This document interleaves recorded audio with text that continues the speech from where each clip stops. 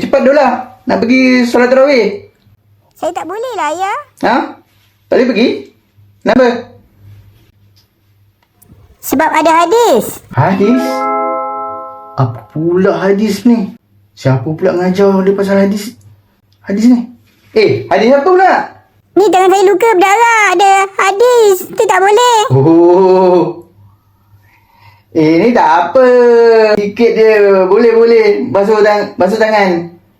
Tak pun ambil tu, plaster.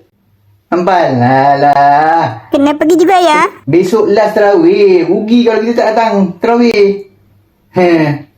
Nampak? Kenapa dia kat hadis? Sebenarnya dia nak cakap hadas. Tapi itulah. Dia keliru kot. Kalau setakat luka kecil-kecil, itu bukanlah sampai tak boleh pergi solat. Siapalah ngajar tu?